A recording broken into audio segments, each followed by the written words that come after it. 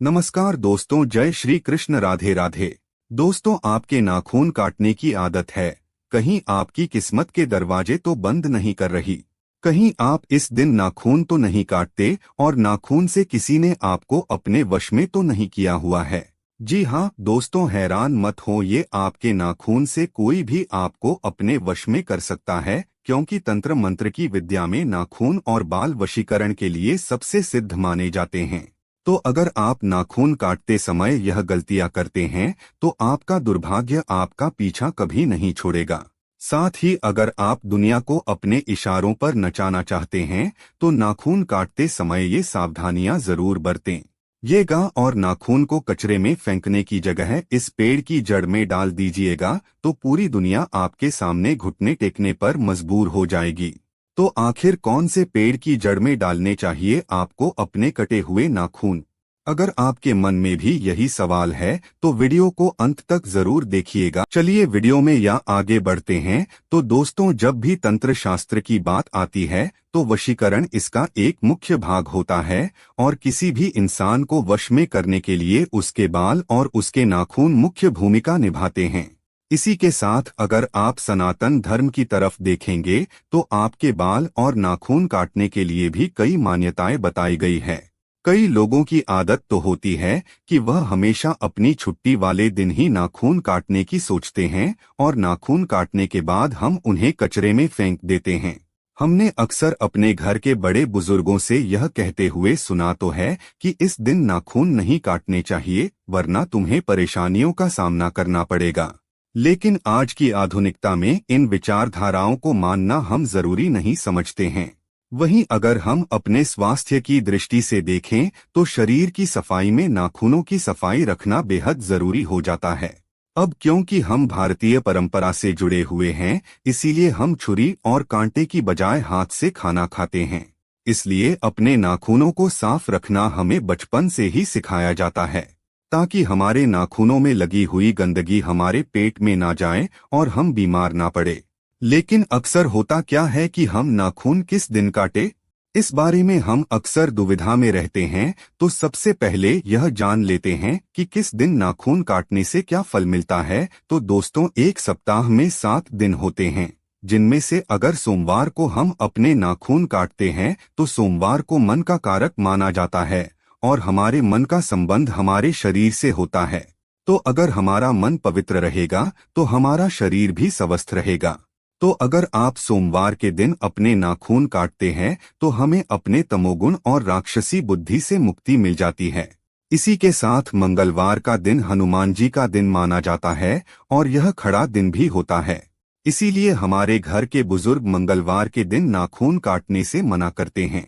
लेकिन दोस्तों, शास्त्रों में कहा गया है कि अगर आप मंगलवार को नाखून काटेंगे तो आपको अपने कर्ज से मुक्ति मिल जाती है और कर्ज से जुड़े वाद विवाद या कोर्ट कचहरी के चक्कर से भी बचा जा सकता है। साथ ही अगर आप बुधवार को अपने नाखून काटते हैं तो आपको धन लाभ होने की संभावनाएं कई गुना बढ़ जाती है। इसके अलावा अगर आप नौकरी पेशा व्यक्ति हैं तो आपकी प्रखर बुद्धि की वजह से आपको धन लाभ होने लगता है और आपकी नौकरी में तरक्की होने लगती है। इसके बाद गुरुवार को अगर हम नाखून काटते हैं तो यह बृहस्पति का कारक होता है। बृहस्पति आध्यात्मिक ग्रह कहे जाते हैं। तो अगर आप बृहस्पतिवार को नाखून काटते हैं तो आपको अध्यात्म की प्राप्ति होती है और आप ईश्वर की तरफ अपना मन एकाग्र कर पाते हैं। साथ ही शुक्रवार को नाखून काटने से आपके जीवन में प्रेम और कला का अनोखा संगम देखने को मिलता है। अगर आपके करीबी दोस्त या रिश्तेदार आपसे दूर रहते हैं तो अगर आप शुक्रवार को नाखून काटते हैं तो इससे उनके मिलने की संभावना भी बढ़ जाती है। इसी के साथ शनिवार का दिन शनिदेव को समर्पित किया जाता है। दोस्तों, इस दिन बड़े बुजुर्ग लोग और नाखून काटने के लिए सख्त मना करते हैं और यह सही भी है, क्योंकि अगर आप शनिवार को नाखून काटते हैं तो आपका दिमाग कमजोर हो सकता है, आपको मानसिक परेशानियां आ सकती है और शनि की वक्र दृष्टि का सामना भी करना पड़ सकता है। इसके बाद रविवार को अक्सर सभी लोग नाखून काटना पसंद करते हैं, क्योंकि इस दिन सभी की छुट्टियां होती हैं। लेकिन शास्त्रों के अनुसार रविवार को नाखून काटने से बचना चाहिए, क्योंकि अगर आप रविवार को नाखून काटते हैं तो आपके जीवन में बेफिजूल की बाधाएं पैदा होने लगती है और आपके बनते हुए काम बिगड़ने लगते हैं। साथ ही आपका समय भी बर्बाद होने लगता है। तो दोस्तों, ये तो थे वो दिन जिसमें आपको बताया गया कि आपको कब नाखून काटने चाहिए और कब नहीं।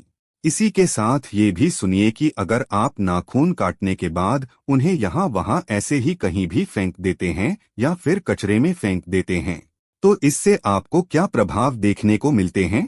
तो दोस्तों, कचरे में गंदगी, कूड़ा करकट और नकारात्मक ऊर्जा रहती है, और अगर आप अपने नाखूनों को कचरे में फेंकते हैं तो आपके जीवन में भी वही सब होने लगता है, क्योंकि आपके नाखून आपके शरीर से जुड़े होते हैं और अगर ये किसी तांत्रिक के हाथ लग जाते हैं तो आपको तंत्र विद्याओं के प्रकोप का सामना करना पड़ता है। तो इसीलिए गलती से भी अपने नाखूनों को यहाँ वहाँ फेंकने की गलती ना करे। गुरुजी ने कहा है कि जो भी औरतें अपने नाखून काटने के बाद उन्हें डस्टबिन में या फिर कचरे में फेंक देती है या ऐसे ही बिखरे पड़े रहने देती है तो इससे उनके जीवन में भी वैसे ही समस्याएं देखने को मिलती है, जैसे कचरे में कोई भी उपयोगी वस्तु नहीं होती, गंदगी बदबू रहती है, उसी तरह उनकी जिंदगी में भी सब कुछ खराब होने लगता है। और इसलिए पर तो वैसे भी तंत्र विद्या का प्रभाव बहुत जल्दी देखने को मिलता है। इसीलिए हमेशा हमारे घर के बड़े बुजुर्ग स्त्रियों को उनके नाखून और बाल को सावधानी से फेंकने की सलाह देते हैं। शास्त्रों में कहा गया है कि नाखूनों को काटने के बाद आपको हमेशा उन्हें या तो जला देना चाहिए या फिर किसी पेड़ की जड़ में डाल देना चाहिए। आप शुक्रवार के दिन अपने नाखून काटिए और शनिवार के दिन उन्हें कपूर और लौंग के साथ पूरा जला दीजिए, और जब उनकी राख बन जाए तो इन्हें आप अपने घर में किसी भी पेड़ में डाल सकते हैं। ऐसा करने से आपको अपने जीवन की बाधाओं से मुक्ति तो मिलेंगे ही, साथ ही किसी भी नकारात्मक ऊर्जा का सामना भी नहीं करना पड़ेगा। दोस्तों, इसके अलावा गुरुदेव ने नाखूनों को बरगद के पेड़ की जड़ में डालने की सलाह दी है। बरगद के पेड़ को सीता माता का वरदान प्राप्त है और बरगद का पेड़ इकलौता ऐसा पेड़ है जो सबसे तेजी से और मजबूती से बड़ा होता है और लंबे समय तक जीवित रहता है।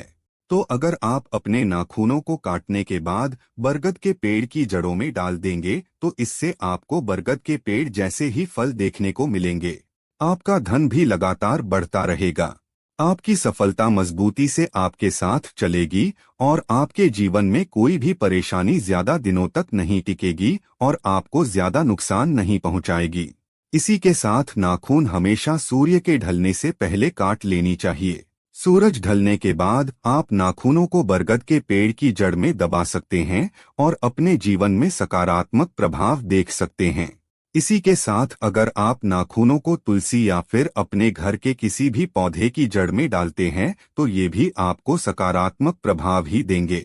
बस कभी भी नाखूनों को कचरे में या फिर किसी गंदी जगह या नाली में फेंकने की गलती ना करें, वरना आपको अपने जीवन में घोर परेशानियों का सामना करना पड़ सकता है।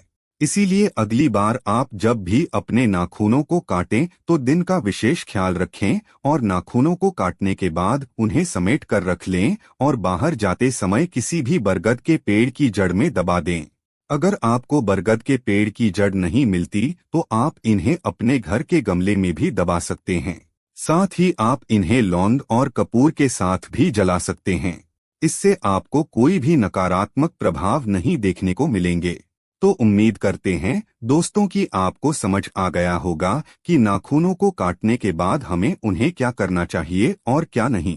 अगर आपको यह वीडियो अच्छी लगी हो तो वीडियो को लाइक जरूर कर दीजिएगा और कमेंट बॉक्स में जय श्री कृष्ण, जय हनुमान जरूर लिखें और इसे ज्यादा से ज्यादा शेयर करके बाकी लोगों तक भी पहुंचाएं। तो मिलते हैं अगली वीडियो में, तब तक आप अपना ध्यान रखें, स्वस्थ रहें, सुरक्षित रहें। धन्यवाद।